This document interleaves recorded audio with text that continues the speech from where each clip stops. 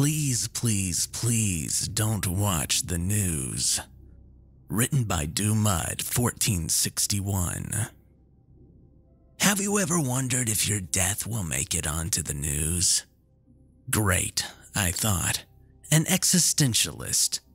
I knew this was going to be another dead end for my article. I scanned my eyes over the kid that I was interviewing. He was clearly a junkie. The blotches of blood along his white sleeves didn't serve him any favors in disguising that. His pungent odor of weed and urine weren't helping either. I prayed that the smell of coffee and eggs would overpower his stench. It was bad enough to get us kicked out of the cafe, and I wanted my food before that happened. How embarrassing. Well, it's not something I frequently stress about, I chimed. He seemed on edge. I wondered if he was high at the time. Probably.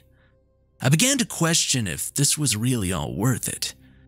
After all, I was only writing for the local newspaper, and none of our older readers wanted to hear the thoughts of a disadvantaged youth. I pushed past my judgments and remembered that there was a ladder to climb in journalism. Sometimes you just have to do the crap ones. It would be a good challenge to spin this into something decent.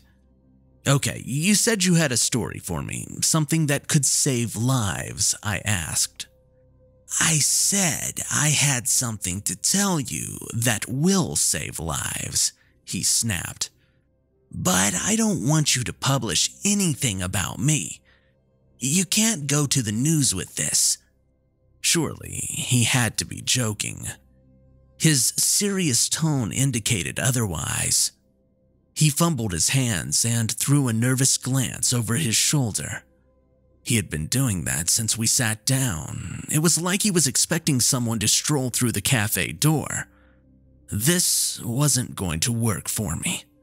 You know I can't do that. I pointed to the notebook laid in front of me. It's my job.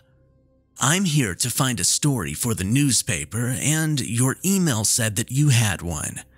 I expected that you understood how this would work, given you arranged this meeting. I tried to sound as nice as possible without letting my frustrations sneak in. Clearly, it had failed.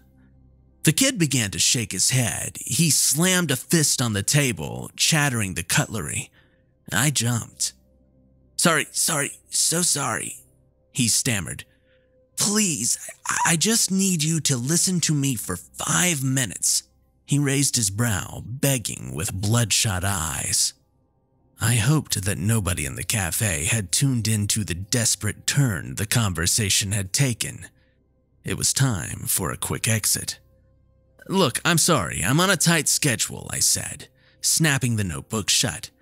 I really can't afford to be exchanging campfire stories for fun. I made an attempt to leave, but he grabbed my wrist. Please, don't go. His untrimmed nails dug into my skin as he spoke. They would definitely leave a mark. I can give you something of value, trust me. Listen, I know what really happened to David Flemington. The name stopped me in my tracks. This will all make sense, I swear, he added. I recognized that name. Why did I recognize it? The teenager released my wrist and capitalized on the first sign of interest that I had shown all morning. David Flemington, you know, the kid that fell into the cardboard box crusher? It all came back to me. Earlier this week, some poor boy had managed to get stuck in one of those awful hydraulic compressors at our local supermarket. The ones that they use to flatten the boxes that their products arrive in. The story had made international headlines and had raised concerns about the safety of those machines. I had followed the story from a distance, but to be honest, the whole thing made me feel quite ill. It was a ghastly way to go, and not worth visualizing. What about him? I asked, hesitantly intrigued. The day before his death, he was told exactly how he would die. the junkie said. I felt my chest constrict with rage. Was this kid having a laugh? What's your name, young man? I spat. Robert, he replied. Well, Robert, if I were you... I didn't finish. As if sensing my doubts, he had produced a phone with a picture of himself and another boy on the cracked screen. I stared at the two for a moment.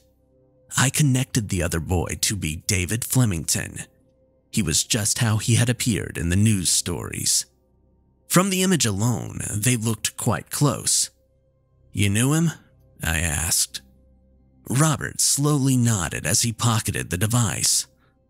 If you couldn't tell, I'm a bit of an addict, Robert said. No kidding, I chuckled.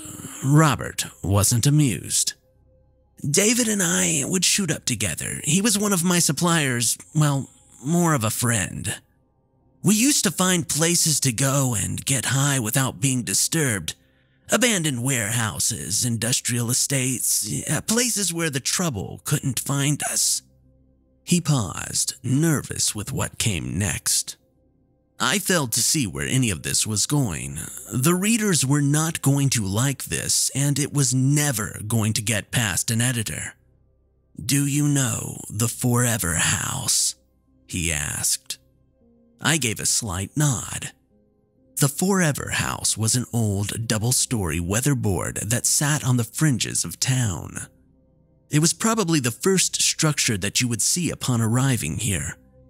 It had remained there since the 1960s, and nobody lived in it to my knowledge. Every time you drove past the rotting structure, you half expected, you hoped that it had been demolished. Yet it still remains standing after all these years. The locals have coined it the Forever House due to its much overstayed welcome. Yeah, well, David wanted to go and explore it, he continued. He saw it as a quiet place to go and shoot up, a perfect location for our needs. A smirk flickered over the kid's face. I'm never one to say no to a good time, so we arranged a date to meet up at the house. Naturally, I was late.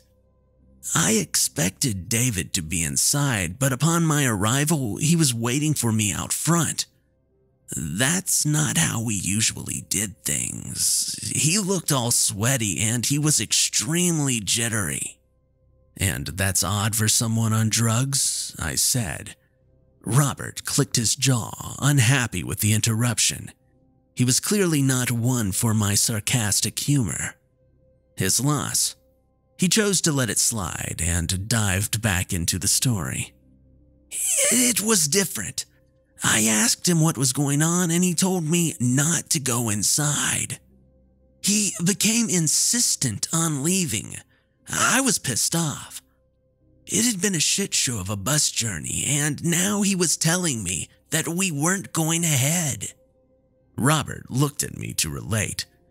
I reconsidered my career choice in that moment. I really thought my life was about to become listening to stoner arguments that one could easily watch for free in the wonderful metropolis. Robert leaned in. The subject matter wasn't for the entire cafe to know. He said he had been inside, thought that the place was bugged. He had heard someone in the house that knew things about him, that knew his name. A drug dealer, hearing voices. I must have rolled my eyes because Robert became even more desperate to maintain my attention. David wasn't buzzed. He hadn't taken anything yet. We started getting looks from other customers, but the kid doubled down. Look, I thought the exact same thing, but he claimed to have been cold turkey. I asked for more, like, specific details and stuff. David really wouldn't get into it, but he told me that there was definitely something in the living room. It was a voice, like a recording. It mentioned his name. Then it started to explain how he would die. What did it say? I suspected that the kid was BSing, and I wanted to see how deep he could dig his hole. It predicted the cardboard crusher.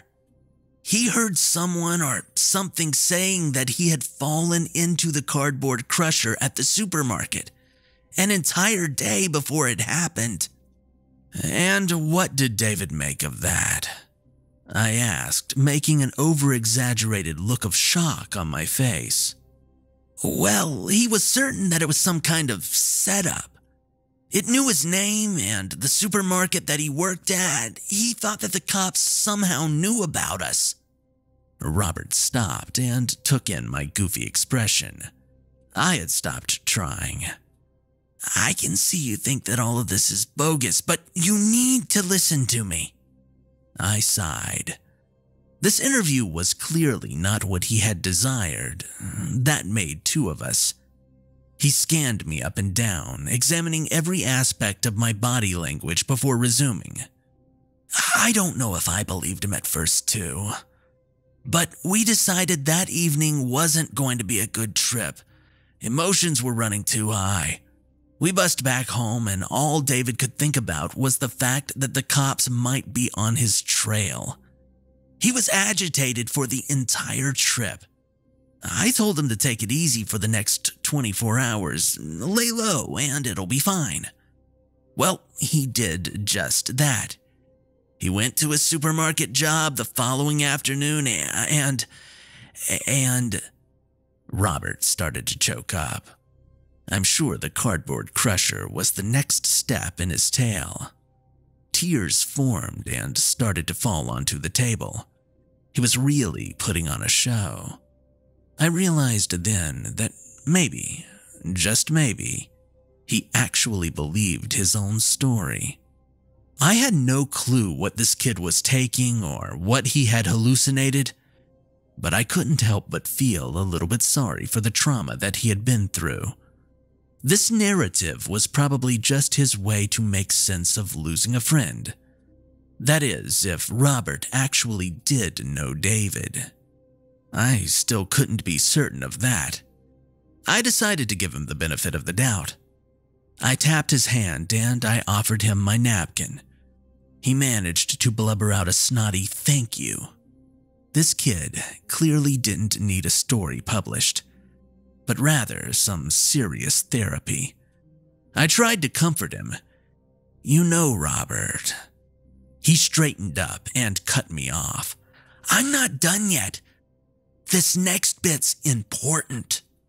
He dried his eyes with the napkin and scrunched it up into a tight ball. After David died, I knew something was very wrong at the Forever House. Everything that he had heard in the living room came true. I had to go back there and find out whatever did this to him. I had to destroy it. I grabbed my notebook and I stood up. I really couldn't let him keep talking. I wasn't going to wait for the food. It was time for this to end. I was done with the spooky stories. Look, I'm sorry, Robert, but I really have to go. It's been lovely chatting with you, and I really do wish you all the best. He held his palm up, gesturing for me to halt. No, he said firmly. This part concerns you. I went to take a step, but Robert slowly placed his hand over a knife ever so kindly provided by the cafe. He made sure that I saw it. I froze. He inhaled deeply before speaking calmly. You have to sit and listen. This will all be over soon. I did as I was told. After everything that he had said this morning, there was no telling how unhinged this kid could be. I looked, hoping that someone else in the cafe would step in, but they were all too busy in their own conversations. I placed my hands on the table, revealing that they were empty and in no way hostile. Very good, he smiled. You were saying, I said. Well, after a bit of thought, I went back into the Forever House yesterday morning. I climbed its broken staircase and I went into the living room. You were searching for the thing that killed David, I added. Correct. He seemed pleased that I had been engaged with his story. I had to make him feel heard. Anything to keep the teen with the knife happy. There was nobody. Nothing. He began to carefully twirl the knife. Just a couple of musty sofas, damaged floorboards, and an old television set. No source of the mysterious voice. I began to exit the room when the television flickered on. A news report started to play. Some guy on the screen, the newsreader, opened the show by announcing today's date. I shot him a look of confusion. Yes, as in today's date, Robert clarified. He explained further. The television was showing a news program 24 hours before it existed. The newsreader then said my name, and I realized this must have been what David heard when he entered the house. I wasn't going to watch the show after knowing what had happened to him. I had to end it before I saw anything. Robert started pushing the point of the blade into the table's surface. I ran across the room to turn it off, pull it out of the wall. But the cord, it wasn't even plugged in. It had no power, and yet it was working. Making it stop was beyond my capabilities. So I placed my hands over my ears. I had to leave before I heard any circumstances surrounding my death. And did you? I asked. Robert swallowed nervously. That's when I caught a glimpse of you. My knee was wobbling under the table now. I crossed my legs to keep it stable. I was seriously uncomfortable. Usually, I'm listening to stories that have nothing to do with me. I attempted to cover my eyes, but I saw your name on the screen, he said, licking his lips. With all of the talking, his mouth must have been getting dry. That's how I was able to find your email address last night. You were being interviewed on the news because you had witnessed my death. The reporter was asking you questions, wanted to know what you had seen. I tried not to listen, but I still caught a slither of what you were saying. He took a quick sip of table water and kept going. Your exact phrasing was, being choked, a man came up behind him from nowhere. I shook my head and I just stared at him. This meant nothing to me. He threw his hands back in a surrendering pose. That's it. That's all I heard. I was perplexed. So, you believe a man is going to choke you to death because you thought you heard me say that on a television. I know you say it, he snarled. David's fate was the cardboard crusher, and mine, for whatever reason, is being choked out by some guy. I don't think you get much of a choice in the matter. I shouldn't have entertained this nonsense, but I still didn't understand his headspace. Whilst his story was somewhat consistent, it baffled me as to why he would want to meet with me. I mean, if I was supposed to be present during his death, wouldn't he want to get as far away from me as possible? I certainly know that I would. I tried to voice this concern in a way that wouldn't make him panic. Well, then why do you want me here? I asked. That's a reasonable question.